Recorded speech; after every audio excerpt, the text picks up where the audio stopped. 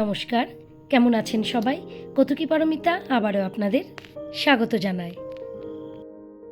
এখন চলে যাচ্ছি রাধারঙর ব্রিজ দিয়ে, বাঁদিকে এটা স্বামী বিবেকানন্দ স্টেডিয়াম। আর এখন যাচ্ছি আগরতলার একমাত্র ফ্লাইওভার দিয়ে, যেখান থেকে আগরতলা শহরটাকে দেখতে লাগে অপূর্ব। আজকে আমরা চলে যাচ্ছি দক্ষিণ ত্রিপুরার মনোবনকুলে। মনোবনকুল আমি আগেও গেছি, তো যাইনি, তাই আবারও চলে যাচ্ছি। আর মনোবনকুলটাকে আগের থেকে আরও সুন্দর করে সাজিয়ে তোলা হয়েছে, সেটা দেখবার জন্য আবারও আমাদের যাওয়া। আকাশটার মুখটা আজকে কিন্তু ভারী, দেখলেন তো কিছুক্ষণ আগে এক পশলা বৃষ্টি হয়ে গেল। একটু দূরে এসে দেখি এখানে গাছ কাটা হচ্ছে, তাই কিছুক্ষণ দাঁড়াতে হলো।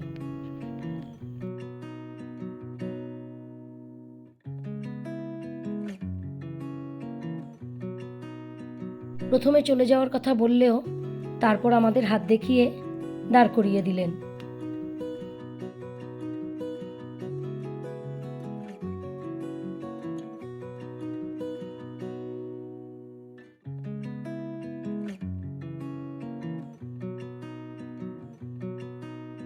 কিছুক্ষণ দাঁড়িয়ে থাকার পর ওনারা আমাদের যেতে বললেন।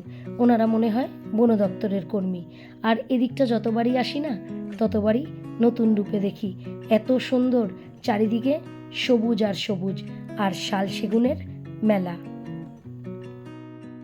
আগরতলা থেকে মনোবনকুলের দূরত্ব 119.4 কিলোমিটার, আর এখানে আসতে সময় লাগে প্রায় 3 ঘন্টা। আগে যখন আমরা এদিকে এসেছি তখন আমরা কিন্তু মাতার বাড়ি পর্যন্তই এসেছি। 2021 সালে ফেনী নদীর ওপর মৈত্রী সেতু দেখতে প্রথম আমাদের মাতার বাড়ি পার করে সাবরুমে আসা। নতুন রাস্তার কিছুটা অংশে কাজ চলছে, অগত্যা পুরনো রাস্তা ধরেই এগিয়ে যেতে হলো।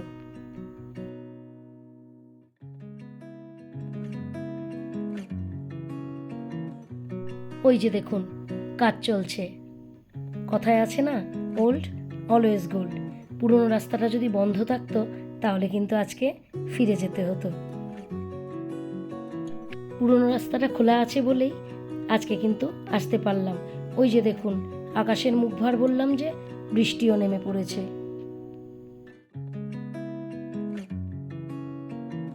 এখন কিন্তু মূল রাস্তা থেকে আমরা চলে এসেছি মনোবনকুল যাওয়ার রাস্তাতে। কিছুটা দূর আসার পর দেখতে পেলাম এই বানর সেনাদের। ভাবিনি এনাদেরকে দেখতে পাবো। চলে এসেছি মনোবনকুলে। দেখেছেন, বৃষ্টি হয়েছে যে, তাই জলও জমে গেছে রাস্তার এই বাঁদিকে। দীর্ঘ 3 ঘন্টা যাত্রা করে অবশেষে এসে পৌঁছালাম সাবরুমের দক্ষিণ মনোবনকুলে। আকাশটা আজকে এতটাই মেঘলা, মনে হচ্ছে যেন চারিদিকে কুয়াশা পড়েছে, তবে দেখতে কিন্তু দারুণ লাগছে।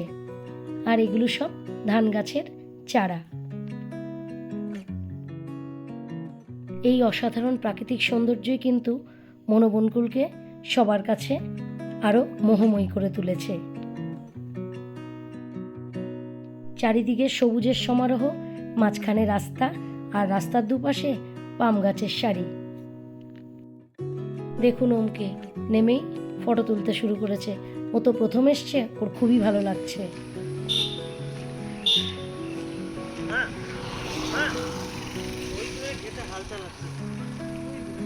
কোথায় দেখা?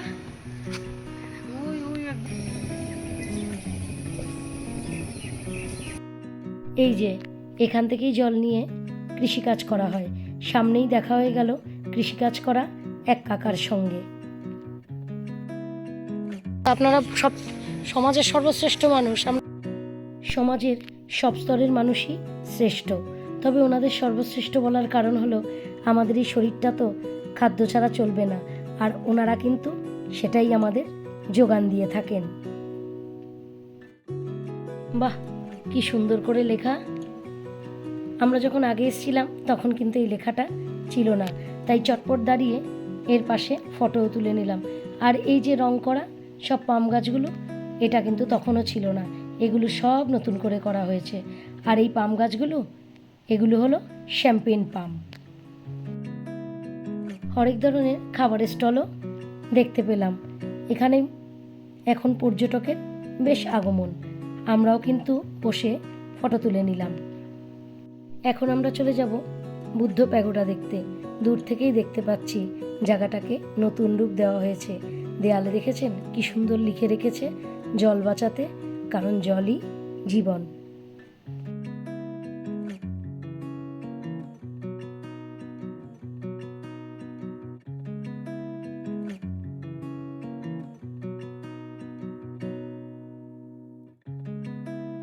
বাহ, এই জায়গাগুলোর কাজ সব হয়ে গেছে। প্রথম যেদিন এসেছিলাম তখন কিন্তু অনেক জায়গায় বেশ জোর কদমে কাজ চলছিল। জায়গাটাকে না আরও মনোরম করে তুলেছে। প্রথম যেদিন এসেছিলাম সেদিন আমরা রাস্তা চিনতাম না, তাই অনেক ঘুরে অনেককে জিজ্ঞাসা করে তবেই এখানে এসে পৌঁছেছিলাম। আর পৌঁছিয়ে এই জায়গাটা দেখে মনটা ভরে গেছিল। এত প্রাকৃতিক সৌন্দর্য দেখতে পাবো ভাবিনি। ওই যে দূরে গেটটা, ওইখান দিয়েই কিন্তু আমরা প্রথম এখানে এসেছিলাম।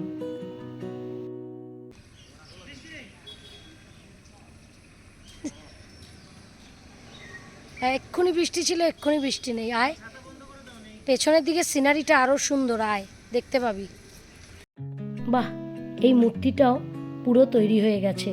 আমরা যখন প্রথম এসেছিলাম তখন এখানে না সব বাঁশের খুঁটি দেওয়া ছিল, মানে মূর্তিটা তখন তৈরি হচ্ছিল। আর এদিকের সৌন্দর্যটাকে কি বলবো, চলুন চুপচাপ এখন শুধু সৌন্দর্যটাই উপভোগ করি।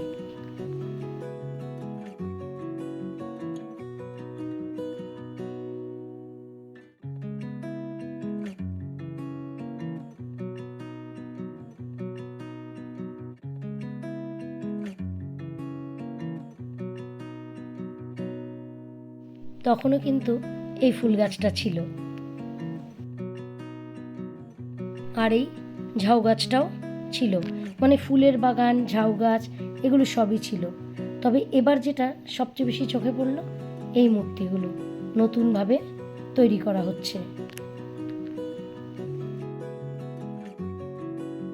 আর প্যাগোডার এই অংশগুলোকে আবারও সুন্দর করে রং করে নতুন রূপ দেওয়া হয়েছে, তাই জন্য দেখতে কিন্তু দূর থেকে আরও ভালো লাগছে।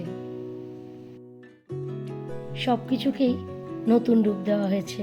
ওই যে বললাম দূর থেকে আমরা যখন এসছি এই রাস্তাটা ধরে এসছি, সবাইকে জিজ্ঞাসা করতে করতে সময়টাও কিন্তু অনেকটা বেশিই লেগেছিল। দেখেছেন দূর থেকে এই পাম গাছের সারিগুলোকে দেখতে কি সুন্দর লাগছে। চলুন, প্যাগোডা দেখা তো আমাদের শেষ। সামনের দিকে না অনেক খাবার দাবার দেখলাম, দেখি কি খাওয়া যায়। সবজি, আলু ভর্তা, ফুচকা, ফুচকার জন্য এটার মধ্যে কি আছে?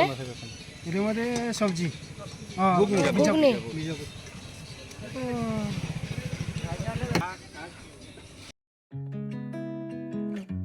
চানাটা ভালো। সব কিছু ছেড়ে ওম খেলো সিদ্ধ ছোলা মাখা। এটা খেতে বলে ওর খুব ভালো লাগে। এটা বলে ওদের কলেজের ওখানে পাওয়া যায় না। মনোবনকুল দেখা আমাদের শেষ। এখন চলে যাব সাবরুমের মৈত্রী সেতু দেখতে। সেতুটা আমাদের সবারই দেখা, তবু এদিকে এসেছি তো আরেকবার দেখে নেব। ও বাবা, এসে দেখি ঢুকতেই গেট বসিয়ে দিয়েছে। অগত্যা ঘুরে সেতুর নিচে দাঁড়িয়ে তারপর সিঁড়ি বেয়ে ওপরে উঠে সেতুতে আসলাম। দূর থেকে দেখলাম ভারত ও বাংলাদেশ উভয় দিকেরই কাস্টমস অফিসের কনস্ট্রাকশনের কাজ চলছে। সেতুর উপরে দাঁড়িয়ে ওমের একটা ছবিও তুলে নিলাম। আর এখন নিচে যে ফুচকা স্টলটা দেখেছি সেখান থেকে ফুচকা খেয়ে তবেই রওনা দেব বাড়ির উদ্দেশ্যে। প্রথম যেদিন এসেছিলাম সেদিন ওনাদের ফুচকা স্টলটা কিন্তু ছিল ছোট্ট। দিনে দিনে ফুচকা স্টলটাকে ওনারা নিজেদের পরিশ্রম দিয়ে বড় করে তুলেছেন। ওম ফুচকা খেলো না, কারণ সামনে গরুর দুধের চা পাওয়া যায়। ও খাবে গরুর দুধের চা। ফুচকাটা কিন্তু ছিল দারুণ। তাহলে আমার এই ভিডিওটা আজকে এই পর্যন্ত। আমার ভিডিওটা ভালো লাগলে ছোট্ট করে একটা লাইক করে দেবেন।